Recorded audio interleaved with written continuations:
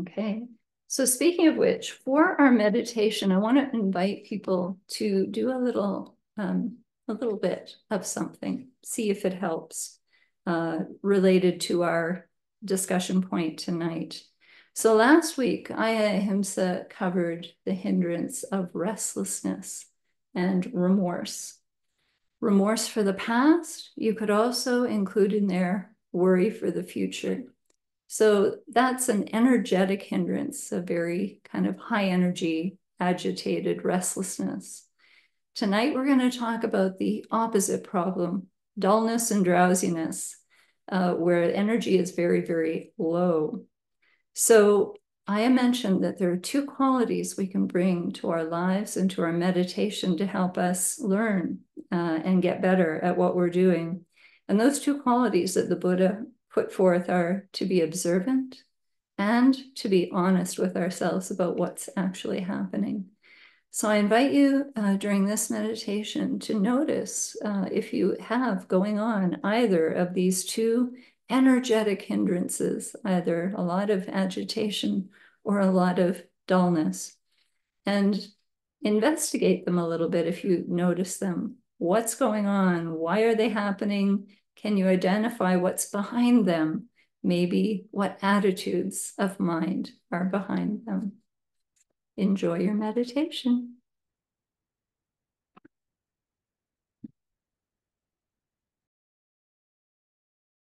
Here we go.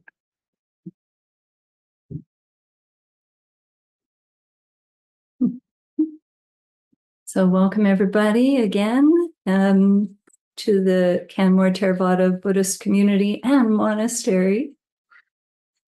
And tonight we're continuing on a series about various similes that the Buddha had. It's a great way to explore the Pali Canon, some of the teachings of the Buddha. And we're doing a little mini series on the hindrances. And last week, Aya Ahimsa, as I mentioned earlier, began to speak about the hindrance of restlessness and remorse and worry. And tonight's hindrance du jour is dullness and drowsiness. But to begin, she always does a little overview of the hindrances themselves. And I appreciate, in researching this talk, I really appreciate how Bhikkhu Analayo defines them. So who is this guy? He is one of our foremost scholars of the early Buddhist texts. And he says that they are 5 mental states that hinder the mind's ability to function properly. And I love that definition. It's really, really direct.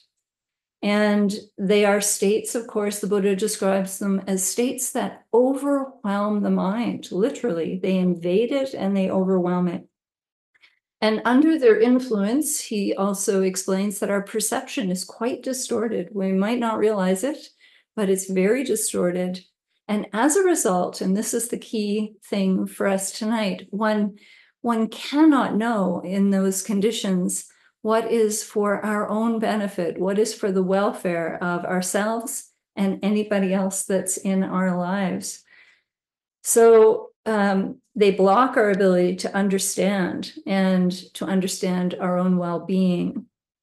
And this leads quite typically to not doing what should be done and doing what should not be done. And that'll make more sense, I think, by the end of the talk. So Ajahn Sona often describes them as the psychic irritants. I've also heard him describe them as the self-harassments, which I like, and the bummers, just straight up the bummers. And Aya always takes the time and trouble to remind us that these hindrances are incredibly impersonal. They are just a feature of minds in general, unenlightened minds in particular. So they're not really a comment on our capacities or our character. They're just something that's in the way that minds that are unenlightened function. So that makes it kind of nice. You could say, well, it's not personal. It's not a character flaw that I have to deal with these things, that they are part of my experience. So dullness and drowsiness, the Pali term is tinna and midda, So Tina is the first one. It's the lack of mental clarity, fogginess, dullness, lethargy, or even laziness. And it's always mental and it always needs addressing. So when you have that going on in your mind, this is something that needs addressing. The second just kind of linked hindrance, midda, is drowsiness or a feeling of bodily heaviness. That's sort of like I'm moving through sand or really heavy water. And it really manifests very strongly physically. So you're going to notice it in the body. And when it's the result of a hindrance, it's linked usually to bad choices that we're making, things like overindulging in food or overexerting ourselves, so that you get the flip side, the sort of like, I've overdone it and now I'm just going to crash. The flip side of restlessness and straining, you could say. But sometimes it's not the result of a hindrance, and that is something the Buddha definitely says.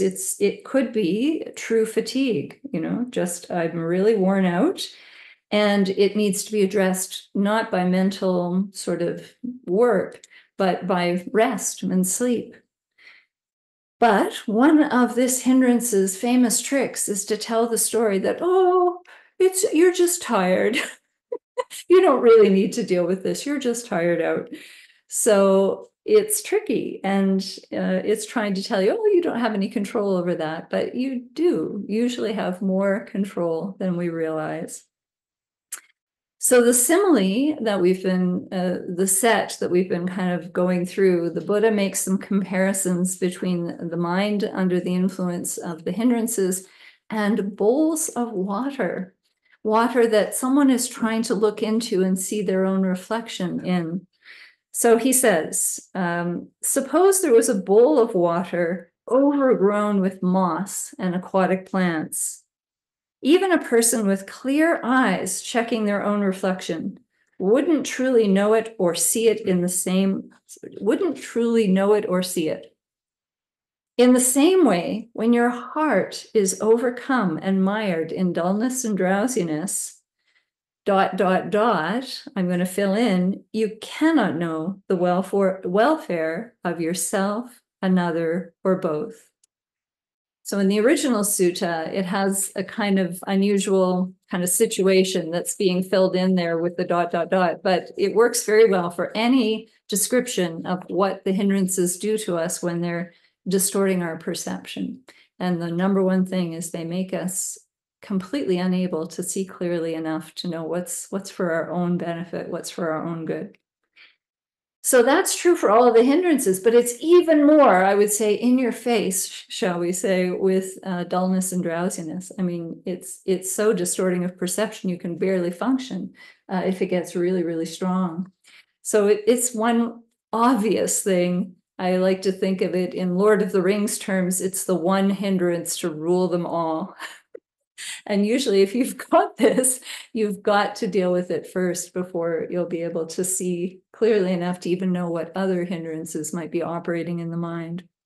So I want to hear a little bit from you, actually, before I continue. I'd like to know, either tonight or at other points in your life or meditations, what has it been like when you've got to deal with this? Can you describe what it's like for you?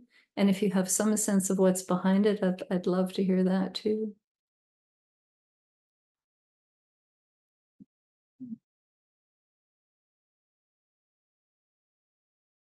The floor is open.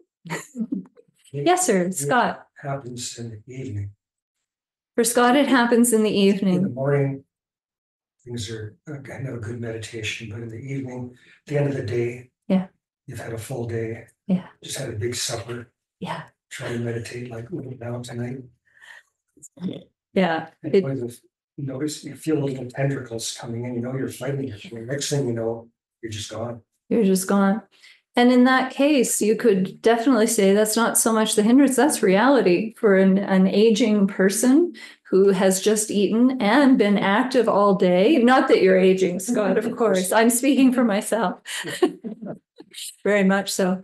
But it's normal. And that's just really good to know that. And so that you can kind of take a little load off. I really am tired. I don't think that's the mind tricking itself. When you come to the end of the day, if you've had a busy day and you're eating something, it's very likely actually that you're going to feel some dullness and drowsiness, some drowsiness especially. Yeah. Yes, Jocelyn. I think I feel it when I overdo it, and feel overwhelmed. So Mhm. it's like a Mhm. lot of energy at first, and then it, like you said, crashes. So usually like over commitments or Mhm. yeah, distrust in my capabilities or something. Right. So you feel like there's a kind of mental energies in the background that are producing, excuse me, the experience of dullness and drowsiness. But particularly when you're overexerting, is this a common challenge in your life? Yeah. Yeah, it's a common challenge in everybody's life in this culture. It's one of the real downsides of our particular culture. We're pressured and pushed to produce and go constantly. So it's no surprise in some respects that we arrive at the meditation cushion and the flip side happens. The mind says, oh my gosh, thank goodness, some time to rest. I'm in. And that can be helpful to get some of that rest. And even I would gently say in a meditation period, if it's needed, if this is your only way to build into your life some rest, take it by all means. And then know that if you manage to get a lot of other things kind of balanced in your life and functioning perhaps at a more humane and human level, there's more. Then we're going to talk about that. There's more that can happen in meditation than just simply getting a little bit of mental rest as well. Anybody else want to describe their experience? Oh yeah, please. Thank you. I'm so poor at the Zoom. Damon, please go ahead. Hi, thank you.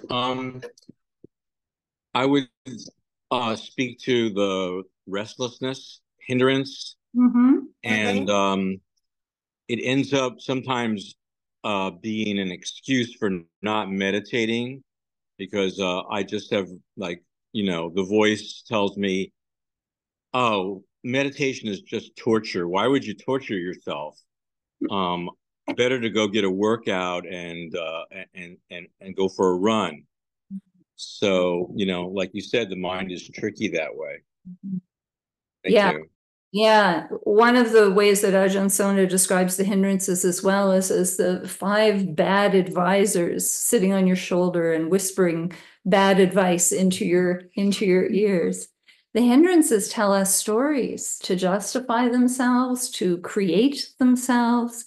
So it's really good to step back from that if you can and put some perspective on it and question how true it is. And that's where coming into observing and being honest with ourselves is part of the story. But I think it's fair, given how tricky the mind can be, to not quite know, how much of this is real fatigue and how much of it is the mind looking for an excuse to check out is another possibility. But we'll talk more about that in a second. So in the background, usually what's happening are forms of aversion, like I don't like this, I don't want to be here. So escape is really nice with dulling out, just getting kind of dull. Discontent can be in the background, not very happy with the present circumstances, bored. Oh, not very interesting. This meditation, Damon, not very interesting. Who would want to do it?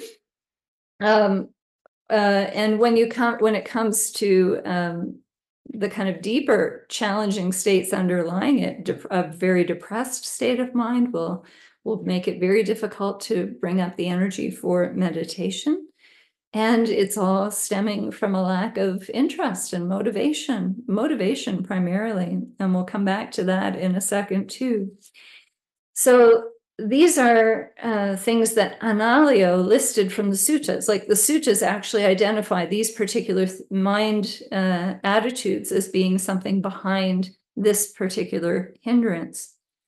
And tonight, rather than give a list of antidotes, which is what we normally would do, I want to do something very different. I want us to bring some yoniso manasikara to this challenge, to this problem. So you might remember Aya saying, you've got to be observant, you've got to be honest, and you've got to bring some yoniso manasikara. So what are we talking about? We're talking about the ability to take the Buddha's teachings and actually apply them to your own experience, both in just simply understanding what's going on and in how to perhaps deal with it. So that ability to be mindful, to wake up enough, to notice what's happening, be observant, be honest, and then, okay, what can I do? What did the Buddha have to say about this? How helpful can he be? Well, let's see what he's got for us. So when it comes to Dhamma frameworks that we could apply to our experience here, what is the exact opposite of the 5 hindrances? What is the mind that is functioning properly? Does anyone want to throw that one out? Enlightenment. And therefore, and he gives us a nice list of what that's all about. What's it called? The what? The Eightfold Path. The Eightfold Path, very good. The Eightfold Path is what one does. But there's another list that's very specific to awakening. The 7 factors of awakening. And so, yes, it's a very, very helpful list, and it's going to help us a lot here tonight. In fact, we've already begun because mindfulness, arousing some mindfulness, and investigating using these Dhamma frameworks, awakening factors 1 and 2, mindfulness and investigation of Dhamma.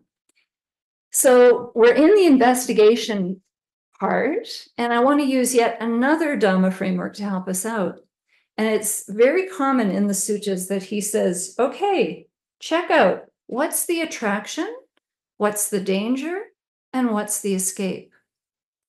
So we're going to start with the attraction. Why? Why does our mind want to hang out in dullness and drowsiness? Your thoughts?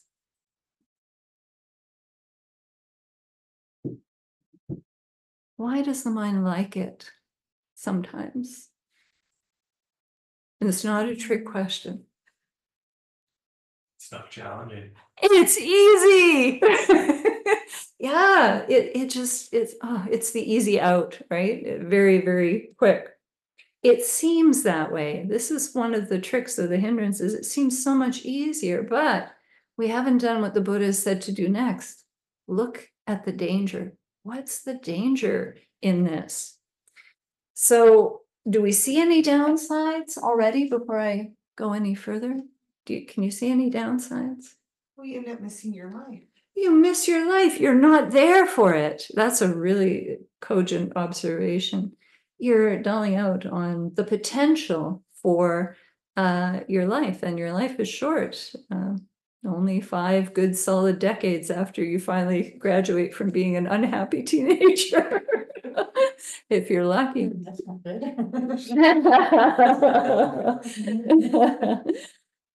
Well, to give you even more of an idea of how serious it can be, I want to share with you what I think is the single most important thing the Buddha ever said. And I want you to nail this in your mind. What did he say? What we frequently think and ponder about becomes the inclination of our minds. What we frequently give attention to becomes the inclination of our minds. And so the serious danger in any of these hindrances is that if you keep returning to them over and over again, if you allow yourself to stay in them, because they're easy, especially this one. This one's, as I said, the ring, the big ring. If I go with the flow, if I indulge in dullness and drowsiness, if I listen to and fall for its stories, it'll get reinforced, and it'll keep on getting reinforced. And where will it go eventually?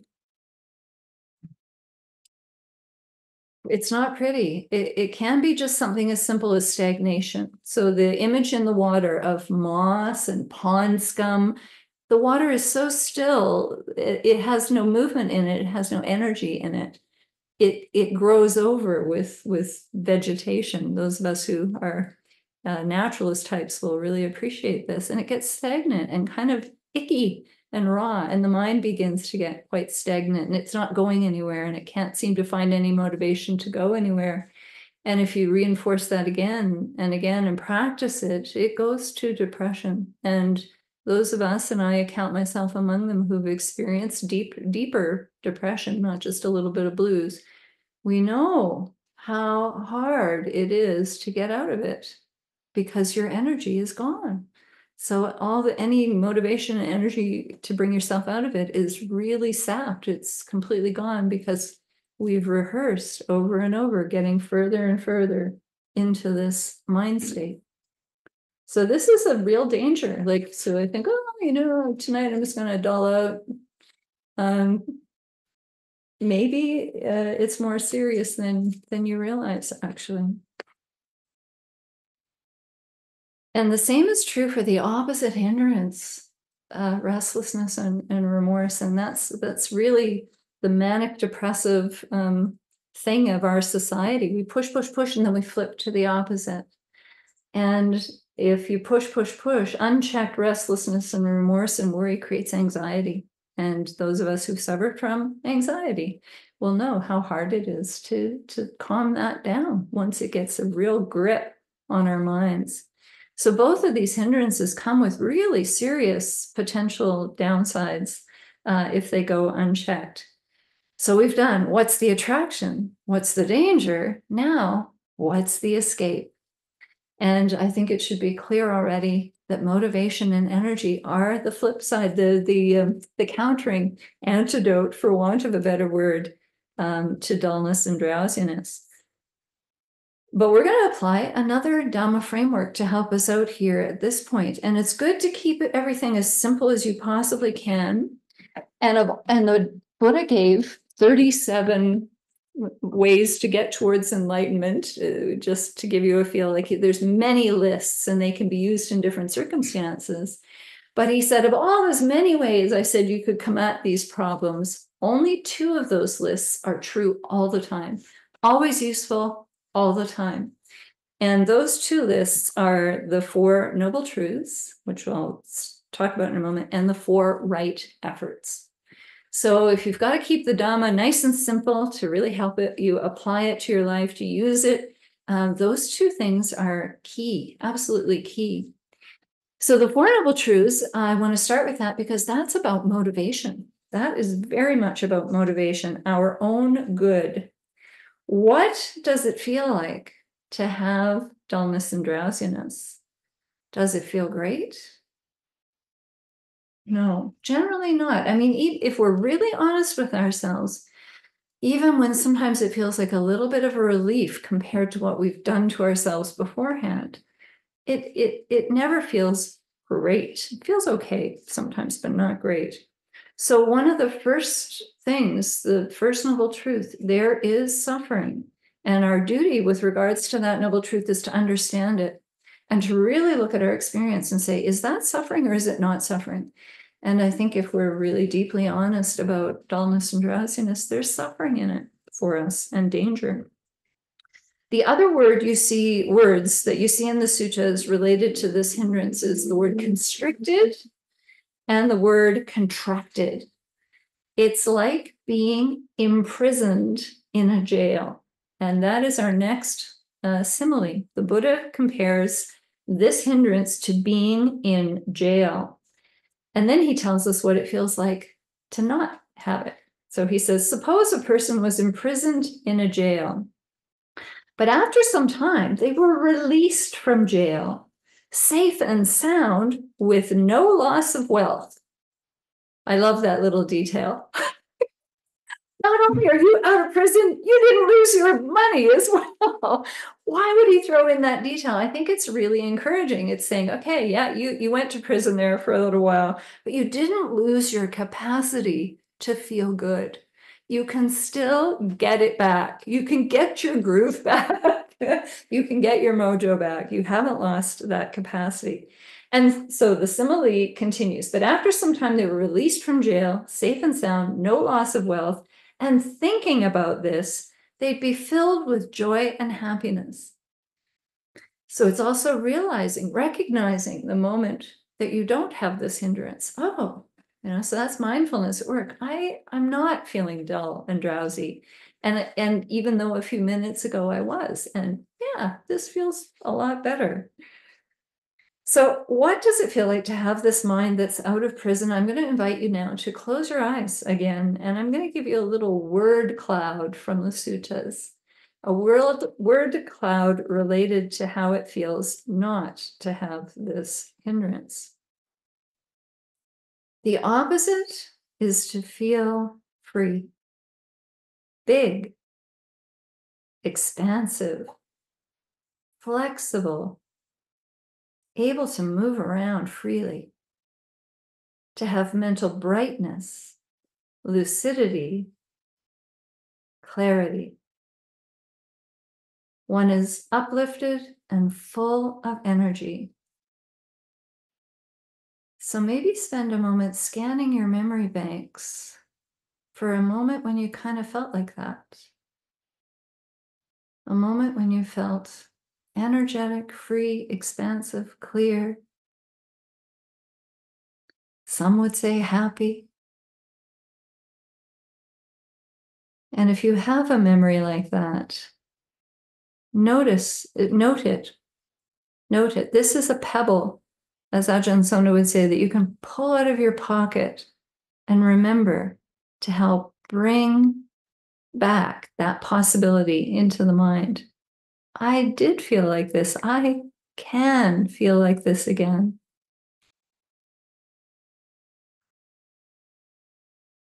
Okay. So it's interesting, as a little quick side note, in the suttas, one of the most common antidotes that is given for this hindrance is the perception of light. And later on in the commentaries, they took that very literally. They suggest that you literally try to perceive light in your mind. So think about looking at the sun and that sort of thing. But Analayo, our early Buddhist scholar, he makes a very good case that that's not quite what it means. It means more like what we just did. Remember what it feels like to have a bright, clear, lucid mind. That's the kind of light, an unburdened, unconstricted kind of mind. So we can find motivation in what it feels like, and that direct experience and bringing to mind other direct experiences of the opposite is one of the most powerful ways to begin to shift our mind states. And the Buddha knew this very well. That's partly what meditation is supposed to do, get you into some kind of direct contact with these more positive mind states. And another deep motivation is to understand why we're doing it. And this comes around to right intention, the second factor of the Eightfold Path. Very good. Not to get another list going, but why will I overcome dullness and drowsiness or any other hindrance? It's because I love myself. Very simple. It's because I care. I have kindness and care, right intention, non-ill will, and the intention for harmlessness. If I have those two intentions for this being right here, right now, the only one that I'm actually responsible for, then I have a reason why. Why am I doing this? Why should I bother meditating, Damon? Why should I bother looking at these hindrances and the effects they have on my mind? So I want to tell you one little quick sort of personal story. I mean, I sort of came to that understanding myself over time, but I was so happy when I read directly in the suttas, the Buddha saying this outright, absolutely outright. He said, these are the rules. So he was talking to the monks. And why should you train yourself? Basically, why should you take on these rules, which include right effort and many others? These are the rules in which gentlemen who love themselves train. Pure quote from the Buddha. I love it. So back to our bigger framework. We're stepping back again. We're using the factors of awakening to help us out. We've had mindfulness. We've investigated. We've become aware. We've investigated using Dhamma frameworks to help us investigate our challenge here and our problem. And the next factor of awakening is energy, because it naturally comes out of investigation. Sherlock Holmes it, I'm interested, I'm arousing some energy, and it happens almost immediately. Now, the Buddha, when he defines energy, he defines it literally as right effort. They're exactly the same thing. The factor of awakening and the factor in the Noble Eightfold Path are the same thing. So I'm going to read it to you because you can never read it too many times. Mendicants, monks, meditators, there are these 4 right efforts. What for? A mendicant generates enthusiasm, tries, makes an effort, exerts the mind and strives, so that bad, unskillful qualities don't arise. They generate enthusiasm, try, make an effort, exert the mind and strive, so that bad, unskillful qualities that have arisen are given up. They generate enthusiasm. Are we getting the point here? Try, make an effort, exert the mind and strive, so that skillful qualities arise. And then last but not least, all of those same things, so that qualities, skillful ones that have arisen, they remain, are not lost, they increase, they mature and are fulfilled by development. So these are the 4 right efforts. And, that kind of repetition and the way that the mind will, whatever we think and ponder upon will become the inclination of our mind. It was the problem before. But if you begin to have a sense of agency and motivation, it becomes the solution. And that is the good news, people of Buddhism, if I may say. We have some agency. We have the ability to make our future a lot better. And I'll share with you a little story from my life, because it took a long time for some of this kind of information to begin to sink in my life. My early adult life was dominated by this hindrance. I had some serious depression in my 30s, and it just took forever for me to even begin to see my way out of it.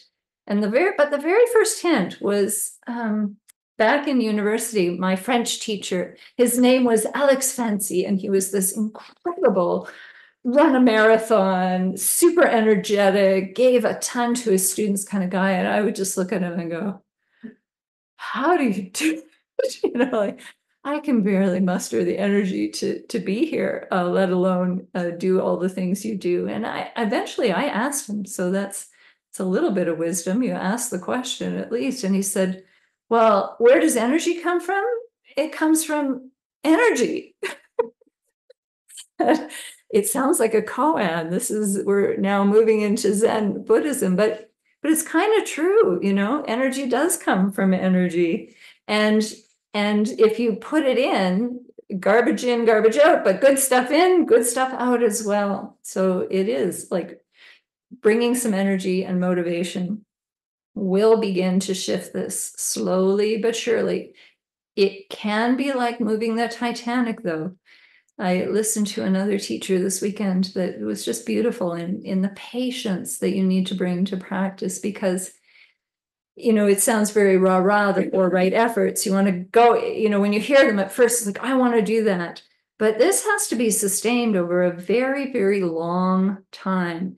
And so you can't go at it with that too much enthusiasm at first. You've got to go at it with measured quality, but bringing up even gentle amounts of effort. In fact, my next favorite motto from the Buddha, how did I cross the flood? He said, I crossed it by not straining and not stopping.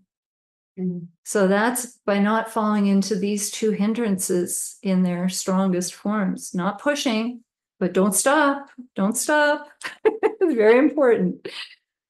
Okay. So I want to finish off tonight, with my favorite sutta as well. You're getting all of Nadine's favorites, Bodhipala's favorites in one fell swoop. And it's a sutta called One's Own Mind. And actually, I'm going to read the beginning of it. Yeah, here we are. First, without putting something up on the screen. And then I'll share something on the screen to help you visualize. So it's from the Numbered Discourses, number 10.51, Your Own Mind. At one time, the Buddha was staying near Savatthi in Jeta's Grove, Anandapindika's monastery, and there the Buddha addressed the mendicants. Mendicants, he said. Venerable sir, they replied. The Buddha said this, mendicants, if a mendicant isn't skilled in the ways of another's mind, then they should train themselves. I will be skilled in the ways of my own mind. So very briefly, what's that about? Well, it's very likely if you're looking around and going, why do people behave the way they do? Why do they think the way they do? The Buddha's gently suggesting, well, minds are minds. They're all impersonally run on very similar lines. If you want to understand other people, you need to understand yourself first and foremost, and that's going to teach you a lot. So how is a mendicant skilled in the ways of their own mind? Suppose there was a woman or a man who was young, youthful, and fond of adornments, and they check their own reflection in a bright, clean mirror or a clear bowl of water. If they see any dirt or blemish there, they try to remove it. But if they don't see any dirt or blemish there, they're happy with that, as they got all that they wished for. How fortunate that I'm clean. In the same way, checking is very helpful for a mendicant's skillful qualities. Am I often greedy or not? Am I often malicious or not? Am I often overcome with dullness and drowsiness or not? Am I often restless or not? And am I often doubtful or not? Am I often irritable or not? Am I often corrupted in mind or not? Am I often disturbed in body or not? Am I often energetic or not? Am I often immersed in samadhi, good meditation, or not? Okay, so suppose that upon checking, a mendicant knows this. I am often covetous, malicious, overcome with dullness and drowsiness, restless, doubtful, irritable, defiled in mind, disturbed in body, lazy, and not immersed in really good meditation, samadhi. In order to give up those bad, unskillful qualities, they should apply intense enthusiasm, effort, zeal, vigor, perseverance, mindfulness, and situational awareness. They should apply the right efforts, basically. And then he has another wonderful simile that helps you understand just how important this is. Once again, suppose your clothes or head were on fire. In order to extinguish it, you'd apply intense enthusiasm, effort, zeal, vigor, perseverance, mindfulness, and situational awareness. And in the same way, in order to give up those bad, unskillful qualities, you should apply intense, etc. So he's warning you, it is as serious as having your clothes or head on fire. It is on fire with those hindrances. Now, here's the plus side, and this is the part that I really take to heart and look at daily. I try to look at it daily. But suppose that upon checking, a mendicant knows this. I am often content, kind-hearted, alert, free from dullness and drowsiness, alert, calm, confident, loving, pure in mind, undisturbed in body, energetic, and immersed in samadhi. Grounded on those skillful qualities, they should practice meditation further to end the defilements. So I want to put up, for whatever reason, it doesn't want to show me. I'm not going to do it. We're running short of time. I just want to go through that really quickly because the way I think about that list is to put them in pairs. And the pairs are really helpful because they seem to me to go together. So imagine, actually, why don't I do this really quick? I'll make you small. You go away. Where did you go? I am off. And here we go. So for those that are in the room, at the least, you'll be able to see it. So I'm often content and kind-hearted together. These are the opposites of the first two hindrances. Greediness is very much put in abeyance by contentment. And kind-hearted towards other people means I'm not angry. And so aversion towards other people. I like to put this one with other people. These are the opposite of those two hindrances. And then, yeah, that's all I want to say there. Alert and calm. This is the two hindrances that we've just been talking about. And if you manage to get them both in the sweet spot, in the middle, you're going to be alert and calm. And that's important to kind of, what does that feel like? To really investigate and look at in your life. What does it actually feel like to be alert and calm? Alert without being agitated. We tend to think if you're alert, you've got to be on high alert. No, just awake, aware, with good, smooth flowing energy, calm, tranquil energy, but energy nonetheless. This mind state is one that we don't often experience, I think, most of us. And so it's hard for us to imagine what would it be like to actually be alert and calm and be that way most of the time. Fabulous, in fact. So let's see, yeah, and that will help us maintain our effort over the long term. Okay, next one I love too, confident and loving. Putting those two together is really nice. And that's where I turn it around as loving towards oneself. If you're feeling confident and loving in your interior space towards yourself, that is an energy that just is fabulous. And confidence is the opposite of doubt, the hindrance of doubt. So you can see we've gone through the first 5 items on that list are the classic 5 hindrances. But by putting loving in there, the Buddha's so brilliant, he's giving you the key to lack of doubt. Next one, pure in mind and undisturbed in body. How do those two things interact with each other? This brings us back to the Eightfold Path and Sila. Our virtue, our good actions is what is meant by purity of mind, as well as just a mind that is, sorry, there's one other. Yeah, I can't. It's Sila and yeah, purity of mind also refers to that state without any hindrances, actually. So those two things are what is meant by purity of mind. And just naturally, when the mind is in good shape, the body feels good too. And it comes with energy. And you're on the edge now of the next factor of awakening, samadhi, good meditation. By losing these 5 hindrances and building these positive qualities, you're arriving on the doorstep of samadhi. Very, very important. It is the mind that is functioning properly, the mind that is capable of seeing reality as it actually is, and finding awakening and finding true long-term happiness. More good news. So we're almost to the end. I want to just quickly summarize.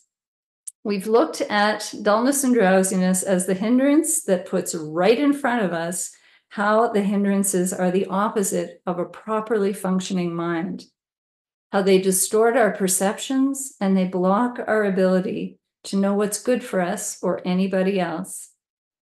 They block our well-being, in short. And we used Yodiso Manasikara, the ability to parse the Dhamma.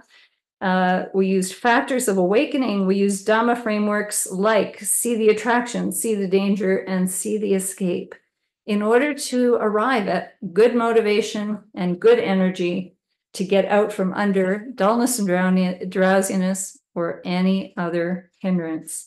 And I hope that you found all of that very useful.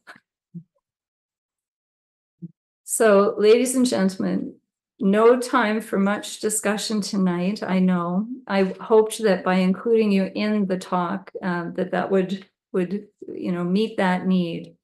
So the way that we end our meetings is with a little meditation, very short meditation. And tonight we're on week 5, and we're going to do the guided meditation on letting go, which is from the Thich Nhat Hanh tradition. So I invite you one last time to close your eyes. Take a nice deep breath. Try to feel alert and calm. And here we go. Breathing in, I see the need I have to control my life. Breathing out, I let go of the need to control my life. Breathing in, I see that control is an illusion. Breathing out, I relax in my inability to control. Breathing in, I see how critical I am of myself. Breathing out, I let go of the need to be critical. Breathing in, I see all the goodness in me. Breathing out, I relax in the goodness in me. Breathing in, I see the many ambitions I have for myself. Breathing out, I let go of the many ambitions I have for myself. Breathing in, I see that I am sufficient in all ways. Breathing out, I relax in knowing that I am sufficient in all ways. Breathing in, I see that I crave many things.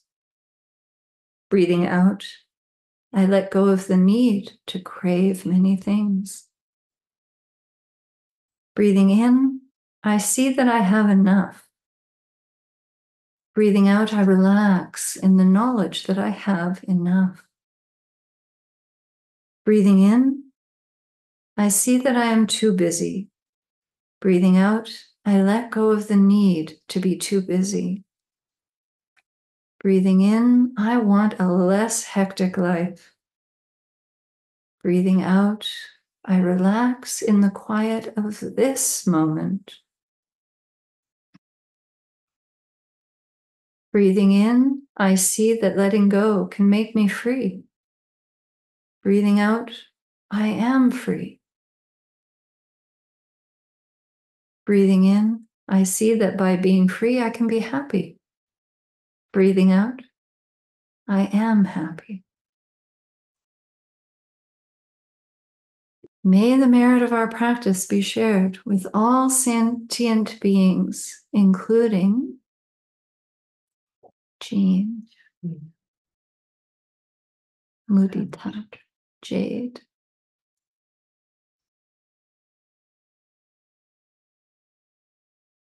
Thank you for your practice, everyone. Thank you very much, and be well over the next week.